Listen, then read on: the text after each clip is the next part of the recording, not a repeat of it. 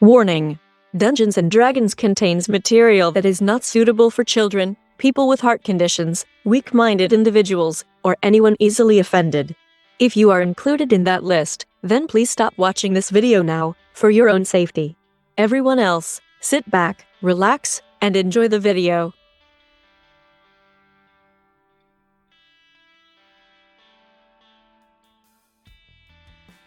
The following is a reading of a communique penned by Dancey on the sale of TSR to Wizards of the Coast, the open gaming license, and the way Lorraine Williams ran TSR into the ground and nearly destroyed Gen Con. It is presented here in video format for archival purposes, should the original ever be lost to the ravages of time. In the winter of 1997, I traveled to Lake Geneva, Wisconsin on a secret mission. In the late fall, rumors of TSR's impending bankruptcy had created an opportunity to make a bold gamble that the business could be saved by an infusion of capital or an acquisition with a larger partner. After a hasty series of phone calls and late-night strategy sessions, I found myself standing in the snow outside of 201 Sheridan Springs Road staring at a building bearing a sign that said, TSR Incorporated. Inside the building, I found a dead company. In the halls that had produced the stuff of my childhood fantasies, and had fired my imagination and become unalterably intertwined with my own sense of self, I found echoes, empty desks, and the terrible depression of lost purpose.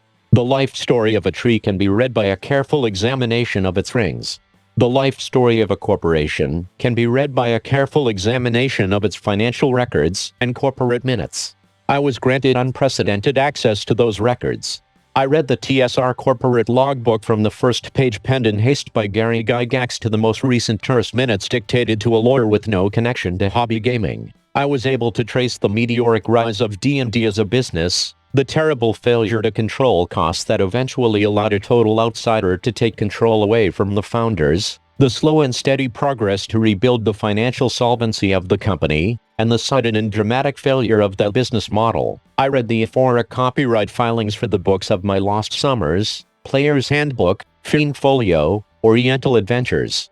I read the contract between Gary and TSR where Gary was severed from contact with the company he had founded and the business he had nurtured and grown. I saw the clause where Gary, forced to the wall by ruthless legal tactics, was reduced to insisting to the right to use his own name in future publishing endeavors and to take and keep control of his personal D&D characters. I read the smudge photocopies produced by the original Dragonlance team, a group of people who believed in a new idea for gaming that told a story across many different types of products.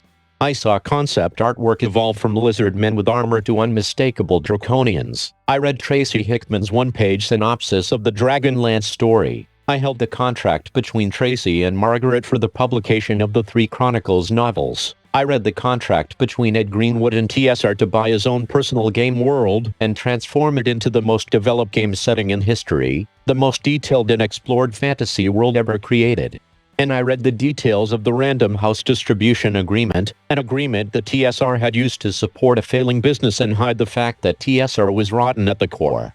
I read the entangling bank agreements that divided the copyright interests of the company as security against default, and realized that the desperate arrangements made to shore up the company's poor financial picture had so contaminated those rights that it might not be possible to extract Dungeons & Dragons from the clutches of lawyers and bankers in courts for years upon end. I read the severance agreements between the company and departed executives which paid them extraordinary sums for their silence. I noted the clauses, provisions, amendments and agreements that were piling up more debt by the hour in the form of interest charges, fees and penalties. I realized that the money paid in good faith by publishers and attendees for Gen Con booths and entrance fees had been squandered, and that the show itself could not be funded. I discovered that the cost of the products that company was making in many cases exceeded the price the company was receiving for selling those products. I toured a warehouse packed from floor to 50-foot ceiling with products valued as though they would soon be sold to a distributor with production stamps stretching back to the late 1980s.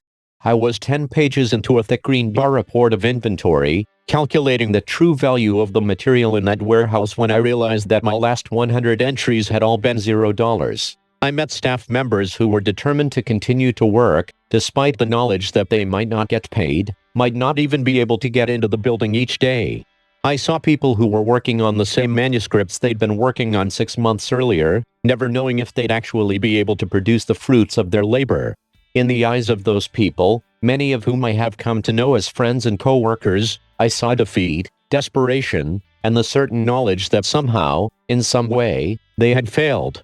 The force of the human, personal pain in that building was nearly overwhelming. On several occasions I had to retreat to a bathroom to sit and compose myself so that my own tears would not further trouble those already tortured souls. I ran hundreds of spreadsheets, determined to figure out what had to be done to save the company. I was convinced that if I could just move enough money from column A to column B, that everything would be okay. Surely, a company with such powerful brands and such a legacy of success could not simply cease to exist due to a few errors of judgment and a poor strategic plan. I made several trips to TSR during the frenzied days of negotiation that resulted in the acquisition of the company by Wizards of the Coast. When I returned home from my first trip, I retreated to my home office, a place filled with bookshelves stacked with Dungeons & Dragons products. From the earliest games to the most recent campaign-setting supplements, I owned, had read, and loved those products with a passion and intensity that I devoted to little else in my life. And I knew, despite my best efforts to tell myself otherwise, that the disaster I kept going back to in Wisconsin was the result of the products on those shelves. When Peter put me in charge of the tabletop RPG business in 1998, he gave me one commission: find out what went wrong, fix the business, save D&D. Vince also gave me a business condition that was easy to understand and quite direct. God damn it, Dancey, he thundered at me from across the conference table, don't lose any more money. That became my core motivation. Save D&D. Don't lose money. Figure out what went wrong, fix the problem. Back into those financials I went. I walked again the long threads of decisions made by managers long gone. There are few roadmarks to tell us what was done and why in the years TSR did things like buy a needlepoint distributorship, or establish a West Coast office at King Vetter's mansion. Why had a moderate success in collectible dice triggered a 1,000,000-unit order? Why did I still have stacks and stacks of first edition rulebooks in the warehouse? Why did TSR create not once, not twice, but nearly a dozen times a variation on the same, Tolkien-inspired, Eurocentric fantasy theme? Why had it constantly tried to create different games, poured money into marketing those games, only to realize that nobody was buying those games? Why, when it was so desperate for cash, had it invested in a $1 million license for content used by less than 10% of the marketplace? Why had a successful game line like Dragonlance been forcibly uprooted from its natural home in the D&D game and transplanted to a foreign and untested new game system? Why had the company funded the development of a science fiction game modeled on D&D, then not used the D&D game rules? In all my research into TSR's business, across all the ledgers, notebooks, computer files, and other sources of data, there was one thing I never found, one gaping hole in the massive data we had available. No customer profiling information. No feedback. No surveys. No voice of the customer. TSR, it seems, knew nothing about the people who kept it alive. The management of the company made decisions based on instinct and gut feelings, not data. They didn't know how to listen. As an institution, listening to customers was considered something that other companies had to do. TSR led, everyone else followed. In today's hyper-competitive market, that's an impossible mentality.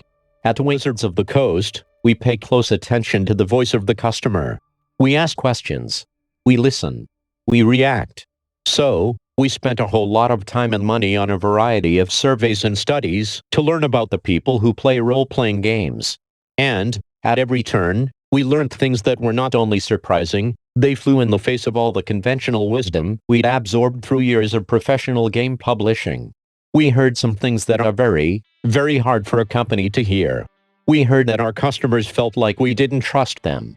We heard that we produced material they felt was substandard, irrelevant, and broken. We heard that our stories were boring or out of date, or simply uninteresting. We heard the people felt that we were irrelevant. I know now what killed TSR. It wasn't trading card games. It wasn't Dragon Dice. It wasn't the success of other companies. It was a near total inability to listen to its customers, hear what they were saying, and make changes to make those customers happy. TSR died because it was deaf.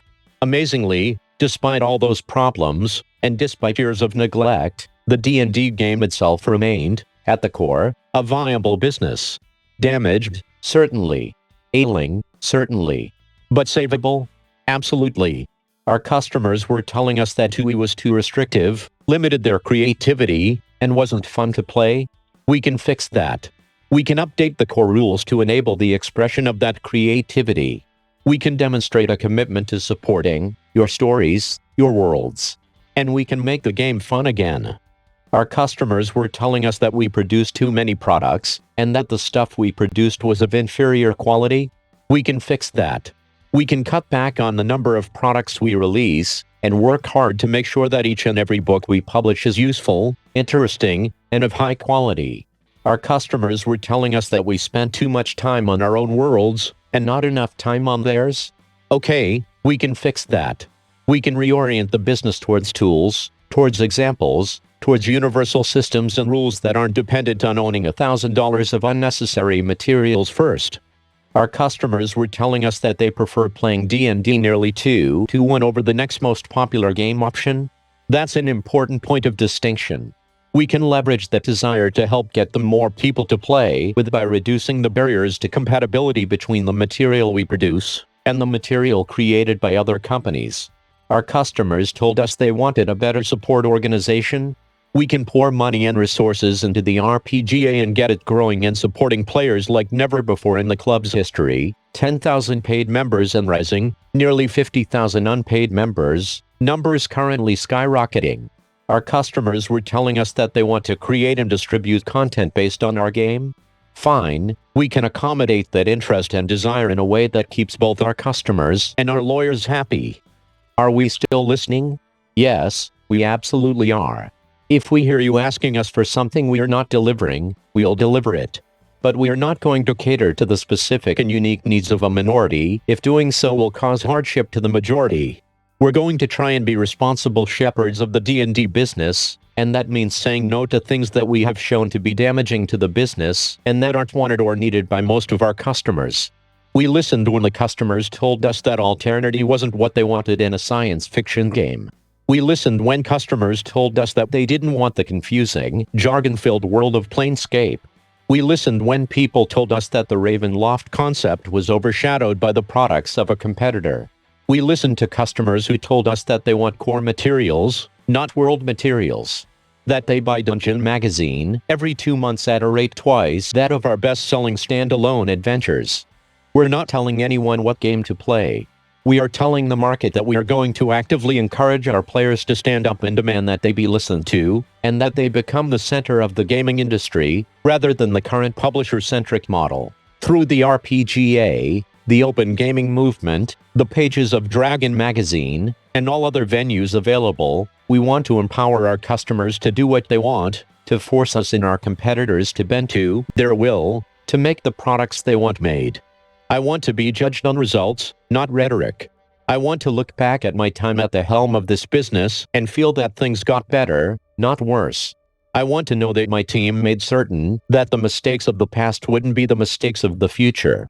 I want to know that we figured out what went wrong, that we fixed it, that we saved D&D, and that goddammit, we didn't lose money. Thank you for listening. Sincerely, Ryan S. Dancey, Vice President, Wizards of the Coast. Brand Manager, Dungeons & Dragons.